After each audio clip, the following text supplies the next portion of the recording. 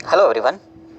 आज के वीडियो में हम देखेंगे कैलेंडर आधारित कुछ बहुत ही बेसिक लेकिन इम्पॉर्टेंट प्रश्न जो हर एक कॉम्पिटिटिव एग्जाम में जहाँ पे रीजनिंग पूछी जाती है आते हैं, चाहे वह एंट्रेंस एग्जामिनेशन हो या कॉम्पिटिटिव एग्जाम्स जो कि जॉब के लिए होते हैं, जैसे आईएएस पीसीएस। इस तरह के सवालों करने के लिए दो तीन बेसिक नियम होते हैं। कौन कौन से वो नियम हैं? एक तो हमने बेस डे को छोड़ देना होता है, और वो बेस डे क्या होता है, कैसे हम डिसाइड करते हैं, ये जैसे ही हम कोई सवाल करेंगे एक दो आपको क्लियर हो जाएगा। दूसरा रूल क्या कहता है, लीप ईयर का हमें ध्यान रखना है। तीसरा नियम क्या कहता है? तीसरा नियम कहता है कि साल जिस दिन शुरू होता है, चाहे कोई भी XYZ ईयर हो, जिस दिन वो शुरू होगा उसी दिन एंड होगा, अगर वो ईयर लीप ईयर नहीं है तो यहाँ पे दूसरे नियम का भी आपने इस्तेमाल करना होगा। चलिए देखते हैं कुछ सवाल, ताकि आपको हर एक पॉइंट पे अच्छे से क्लैरिटी मिल सके। और हम दावा करते हैं कि अगर आप 4-5 सवाल और प्रैक्टिस कर लेंगे तो फिर हमेशा के लिए आपको ये याद हो जाएंगे, कभी प्रैक्टिस करने की भी आपको ज़रूरत नहीं पड़ेगी। कई इंपॉर्टेंट ट्रिक्स का भी यहाँ पे हम इस्तेमाल करेंगे और कुछ सवाल हम देखेंगे जो कि कॉम्पिटिटिव एग्जाम्स में आए हुए हैं। अब देखिए, पहला सवाल आपकी स्क्रीन पे आ चुका है।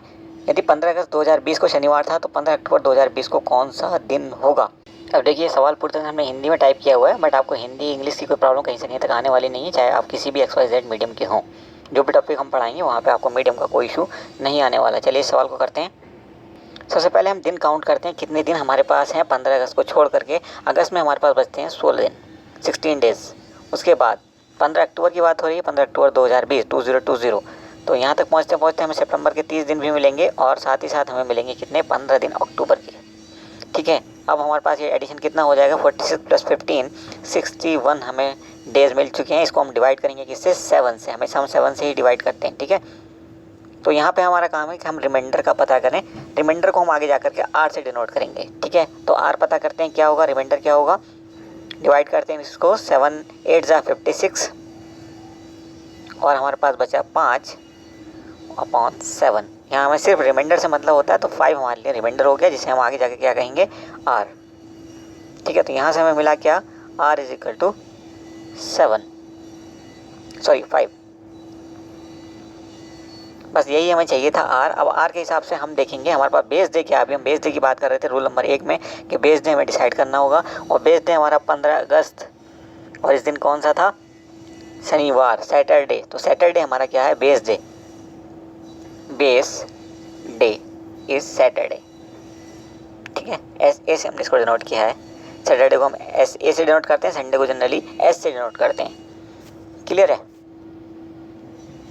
अब हमने रूल नंबर 1 में कहा था कि बेस डे को तो हम छोड़ देते हैं, यानी कि सैटरडे को तो हम भूल गए। हमारे पास R कितना था, R था हमारे पास 5। ठीक है, अब सैटरडे को छोड़ करके आप 5 डेज गिन लीजिए। तो संडे पहला दिन होगा हमारा, उसके बाद होगा मंडे, उसके बाद क्या होगा, ट्यूसडे, उसके बाद वेडनेसडे, और उसके बाद फाइनली होगा थर्सडे, 5वां दिन, और ये थर्सडे ही हमारा होगा आंसर। अब आपके आंसर कैलेंडर से भी चेक कर सकते हैं। अब चलते हैं दूसरे सवाल की तरफ। क्या कहता है दूसरा सवाल, 1 जनवरी 2019, 1 जनवरी 2019 को क्या था, मंगलवार, ट्यूसडे।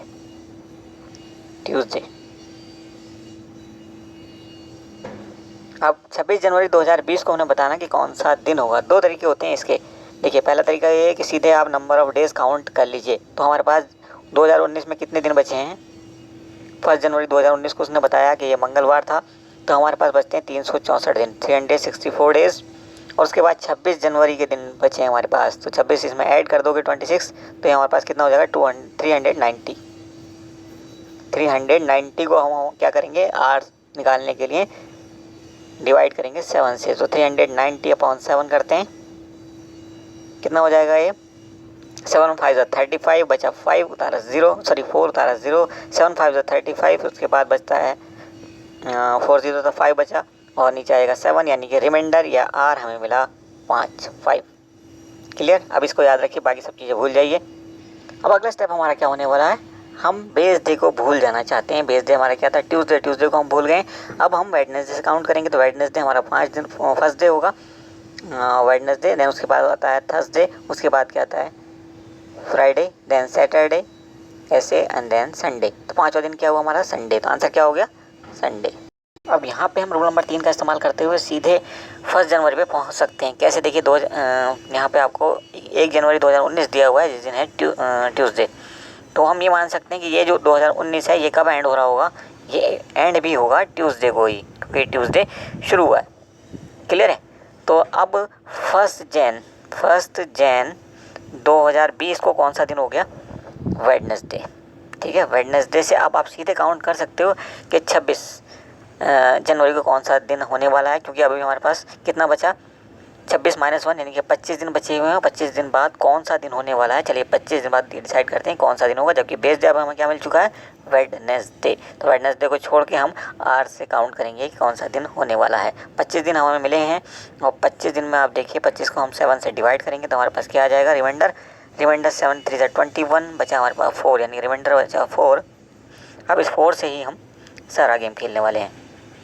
तो वेडनेसडे के बाद हमने 4 काउंट करना है, 4 डेज काउंट करने हैं। और ये पहला दिन होगा Thursday, then Friday, then Saturday और 4th डे होगा हमारा संडे। तो आंसर फिर से हमारा आ गया संडे। ऐसे भी हम कर सकते हैं।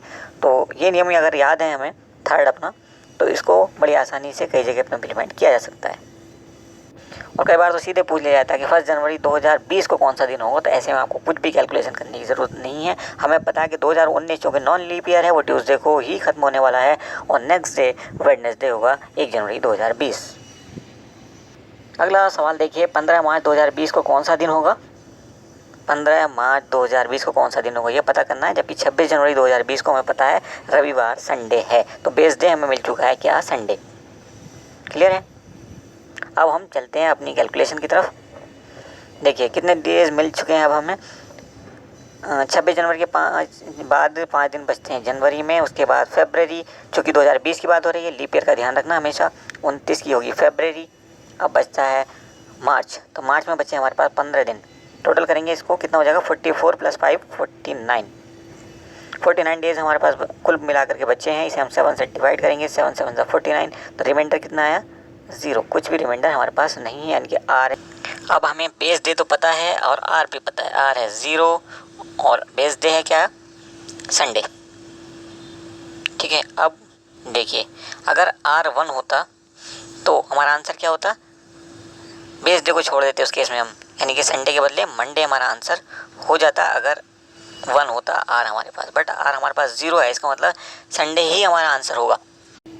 वीडियो के एंड में हम आपको एक टास्क देंगे और टास्क क्या होगा? ऑब्वियसली एक क्वेश्चन होगा, आपसे पूछा जाएगा और देखते हैं कौन सबसे पहले उसको आंसर करेगा। साथ ही साथ कमेंट करना मत भूलना, हमें ये बताना मत भूलना कि ये ट्रिक आपको कैसे लगी और कितनी यूज़फुल है। देखिए ये रहा अब हमारा अगला सवाल। हिंदी और इंग्लिश दोनों में हमने यहाँ पे ये दिया हुआ है और ये अभी रिसेंटली एक कॉम्पिटिटिव एग्जाम में आया था जो BEU का एग्ज़ाम हुआ था, यूपी PSC ने कंडक्ट कराया था। In the Republic day of India in 1980, 1980 में रिपब्लिक डे ऑफ इंडिया कब आया था? सैटरडे को आया था। इस दिन क्या हुआ था? इस दिन कुछ नहीं हुआ था। X was born on 3 March 1980। X कोई बंदा था जो कि 3 मार्च 1980 को पैदा हुआ था और वाई उससे 4 दिन पहले पैदा हुआ। अब पता ये करना कि वाई किस दिन पैदा हुआ था। सवाल बिल्कुल बेसिक सा है, थोड़ा सा इसमें ट्विस्ट दे करके आपको ये बताने की कोशिश की गई है कि ऐसे ट्विस्ट भी आ सकते हैं और हमने डेलिबरेटली इस सवाल को रखा हुआ है। ठीक है, तो अब चलिए पता करते हैं क्या क्या इसमें दिया है और क्या हमें निकालना है। हमें निकालना है वाई का जन्मदिन, किस दिन वाई पैदा हुआ था। तो सबसे पहले नंबर ऑफ डेज़ काउंट कर लेते हैं। 1980 आपको पता है ये लीप ईयर है, तो लीप ईयर है तो फरवरी 29 डेज़ का होगा। तो नंबर ऑफ डेज़ काउंट करते टाइम आप ये ध्यान रखेंगे कि फरवरी में 29 दिन हैं। चलिए, तो गणतंत्र दिवस मतलब 26 जनवरी की बात हो रही है, तो 26 जनवरी को था सैटरडे। तो सैटरडे हमारा क्या है? बेस डे होगा। और नंबर ऑफ डेज़ की अगर हम बात करें तो जनवरी में हमारे पास बचे 5 दिन, फरवरी में हमारे पास 29 दिन और उसके बाद मार्च में हमारे पास, अभी हम एक्स के जन्मदिन की बात कर रहे हैं, तो मार्च में हमारे पास 3 दिन सिर्फ हैं। पहले हम एक्स का पता कर लेते हैं, वाई का बाद में पता कर लेंगे। ठीक है, तो 29 और 3 32 + 5 37 डेज़ हमारे पास टोटल हो गए। 7 से अगर डिवाइड करेंगे तो जाहिर सी बात है 2 हमारे पास रिमाइंडर हो जाएगा। आर क्या आ जाएगा? 2 आ जाएगा। आप खुद निकाल लेना डिवाइड करके, कोई दिक्कत नहीं है। ठीक है, अब हमारे पास ये तो हमें पता चल चुका कि एक्स किस दिन पैदा हुआ, क्योंकि हमारे पास बेस डे था सैटरडे। तो बेस डे को तो हम छोड़ देते हैं। सैटरडे के बाद कौन सा दिन आया? संडे। यानी कि एक दिन अगर हमारे पास होता R1 होता तो संडे हमारा आंसर हो जाता, लेकिन आर है हमारे पास 2, तो मंडे हमारा आंसर एक्स के लिए हुआ। यानी कि एक्स जो है वो मंडे पैदा हुआ। उससे 4 दिन पहले, मंडे से 4 दिन पहले फ्राइडे, सैटरडे, संडे, मंडे 4 दिन आप छोड़ दो। कौन सा दिन था? थर्सडे। तो वाई किस दिन पैदा हुआ? थर्सडे को। तो आंसर कौन सा हो गया हमारा? बी। इस तरह के 5 सवालों पे अगर आप प्रैक्टिस कर लेंगे तो आई एम 100% श्योर कि आप कभी लाइफ में इस ट्रिक को भूलेंगे नहीं। अब नंबर आता है आपके लिए एक सवाल का। तो सवाल आप नोट करिए, हम बोल रहे हैं यदि 1 जैन 2020 को वेडनेसडे था तो वो 26 जनवरी 2021 को कौन सा दिन होगा। दोबारा सुन लीजिए, यदि 1 जनवरी 2020 को वेडनेसडे था तो 26 जनवरी 2021 को कौन सा दिन होगा। देखते हैं अब फटाफट कौन आंसर करता है हमारे इस सवाल का।